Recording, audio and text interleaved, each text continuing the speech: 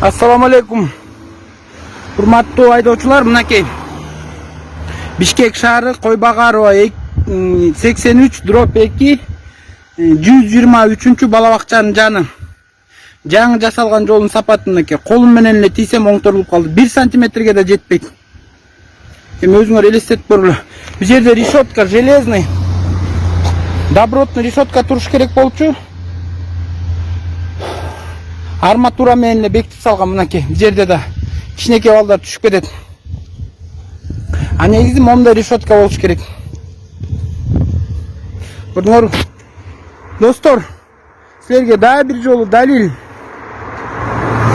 Кандай эбегейсиз кайдыгерлик менен ушул жолду кабыл алган технадзорлор, ушул кесиптин ээлери кантип кабыл алдыңар ушунча акчаны ысырап? 9 метр, 2 катам менен жүрө турган жол, бордюр, тротуарный брусчаткалар, лотоктун баардыгы орнотулган. Бүгүнкү күндө биз жол ачылганда коомчулуктан кайрылуулар келип түшкөн. Что мектептин, садиктин жанында 2 кичинекей яма, баягы стандартка дал келбеген решетка менен жабылып калды деп. Ал решетка боюнча биринчиден проектиде бул ямалар жок болчу. Экөө садиктин алдынан затоп болбош үчүн Зеленхоз тарабынан сурангандыктан биз кошумча 2 яма жасап бергенбиз. Алардын үстүнө чугунный плиталар заказ берилген, металлические решетки. Алар келгиче биздин кичинекей бөбөктөрүбүз түшүп кетпесин деп временный кылып туруп решетка менен убактылуу койгонбуз. Кээ бир ошону шаар тургундары мүмкүн туура эмес кабыл алышты, мүмкүн ошондой деп түшүнгөндүр. Ошонун негизинде биз жерине келип кайра мынакей баардыгына көрсөтүп берип атабыз. Тротуарыбыздын туурасын ченеп берип койгула азыр. Ширину тротуара. Ширину и толщину проверьте сейчас.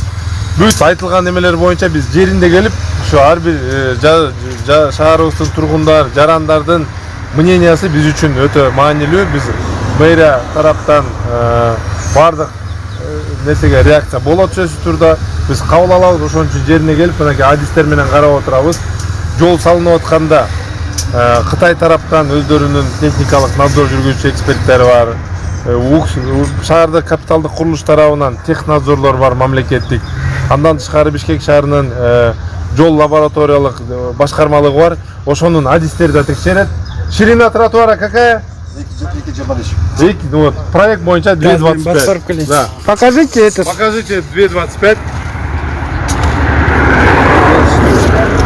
Токтоңуз. 2,25, да, эми келип талшынасын көрүп кол алып келе бери. А берки специальный этот прибор жок бе, толщинасын, асфальттын толщинасын өткөн? Азыр сиз мындай биринчи эмени көрүп бериңиз. Мына толщина асфальта бардыгыңыздар болуш үчүн канча метр чыгып атат? Сантиметр? 4 сантиметр. Мына 3,5 болуп атат. Норма боюнча тротуардыкы 3 сантиметр. Мына могулдарды карат. Бирок бүгүнкү күндө мына баарыңыздарга далил болгондо 3,5-4 сантиметр болуп атат. Бул дагы биз ойлойбуз. Бул жагы 5 болот. 5тен артына. Бул дагы Берге каратып коюңуз. Бери. Канча сантиметр чыгып атат? 5 чыгып атат. Мына 5 сантиметр. Муну мен эмнени айткыбыз келип атат? Эч кандай жукалыгы жөнүндө күмөн саноо болбош керек. Азыр көрдүңүздөр 3,5-4 ана 5 сантиметр болуп атат. 20 күндүн ичинде бул дагы басылат бир аз. Ошондон кийин биз көрүн деп коет, өзүнүн лабораториялык дагы испытаниясын алабыз. Мындан тышкары ушул салынып аткан жолдордун баардыгы гарантийный срок эксплуатации дегени бар. Куруп берген фирма, азыркы күндө подряддык организация Кытай тарап. 3 жылдын ичинде биз ушуну карап көзөмөлдөп турабыз. Кандайдыр жерде дефектлер же бир баягындай эмелер болсо, кемтиктери же бузуктары сөзсүз түрдө, милдеттүү түрдө бюджеттен 1 тыйын албастан ошону бекер жазап беришет. Ошондуктан баягы качествосы боюнча күмөн саноо азырынча эртерээк, себеп дегенде мамлекеттик технадзор бар, биздин лабораториялык дорожный лабораториянын акүлчүлүктөрү бар жана Кытай тараптан, подряддык тараптан өздөрүнүн технадзорлору, текшерүүчү специалисттери бар. Ардактуу замандар, мына сиз азыр Facebook баракчасына өзүңүздүн оюңузду билдирдиңиз эле. Азыр сиз вице-мэр Азамат Сагындыкович түшүндүрүп берген түшүндүрмөсүнө канааттандыңызбы?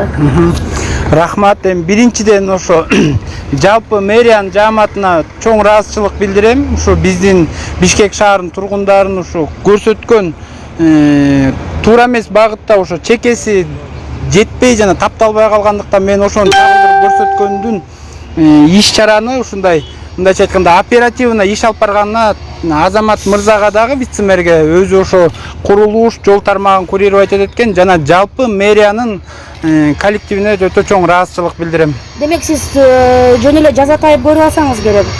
Эми жазатайып десем аз жалган болуп калат. Ошо именно ошо багыт кошулган жеринин тонкости болгон жукалыгы, бирок ошо башы гана жука болгон экен, калган жери мына специалисттер далилдеп берди. Мен өтө мындайча айтканда кубанычтамын жана мэрия менен чогуу иш алып барганга өзүмдүн таш чекинг лабораториясы менен чогуу иштешкенге даярбыз. Туура биз дагы кошумчалап коюшубуз керек. Чынында айтылган жана сын пикирлерди да биз туура кабыл алышыбыз керек. Чынында ушул жер толугу менен бүткөн эмес. Себеп дегенде бизге жанагы мына моердерди көрүп тургандай, өзүңүздөр көргөндөй тогуз стандарттын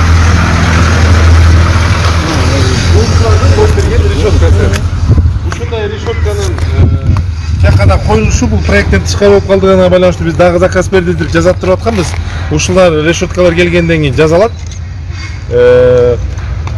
Ошо Азамат мырза, могу решетка тууралуу кененирээк айтып койсоңузчу, бул проектте жок болгон экен, ошо бул мэриянын решетка, муну мен мындай деп айтып кетет элем, буну баягы байкасаңыздар ушул жерден бул сеть арычная сеть подземный болгондуктан муну убак менен тазалап туруш керек. Ар бири нормасы боюнча 10-15 метр жерде болот. Анан садиктин алды болгондуктан Зеленхоздун өкүлдөрү бизден суранган, ушул жерден баягы суу садикке дагы суу карганга керек болот. Керек ушуну кошумча 2 жазап берип койгулачы дегенден биз Кытай тарапка тапшырма бергенбиз. Биз дагы талап койгонбуз. Ошого байланыштуу проекттен тышкары гана болуп калаткан жер. Болгону гана чекесиндеги жука асфальт болуп калды дегени бул решетка келгенден кийин ошонун подлицовочный кылып, муну менен ушул деңгээлде дагы кошумча асфальттанып, анан бир нормага алып келинмек. Бул жумуш сөзсүз түрдө негизи эле жасалмак, бирок дагы эми жалпы шаар тургундарыбыздын көзөмөлү менен 2 эсе жакшы болуп жасалат. Бирок мындан тышкары айтып кетишибиз керек, Бишкек шаарынын мэриясы дагы күн үчүнү чын жүрөктөн дили менен ушу шаарыбызды жакшырталы, кооз кылалы деп өзүбүздүн сүйүктүү Бишкегибизди дагы көрктөндүрөлү деген тилегибиз чоң. Рахмат. Анан Азамат мырза, сизге дагы ыраазычылык билдирем. Жеке таш чекинг лабораториясынан ушундай мэриянын сотрудниктери эффективно, оперативно ушу көйгөйдү көрүп туруп, түшүндүрмө иштерин көрсөтүп, биз таш чекинг долбоорунан дагы мындан ары Бишкек шаары боюнча жол курулушта тармагы боюнча сиз менен түзмө-түз иштешкенге даярбыз. Чоң рахмат. Бишкек шаарындагы жалпы эл үчүн дайым эшиги ачык. Ар бир жаран биздин, ар бир жарандын ою, сын пикири биз үчүн өтө маанилүү жана биз анага сөзсүз түрдө орчундуу убакытты өзүбүздүн маанилүүлүгүн берип иш алып барабыз.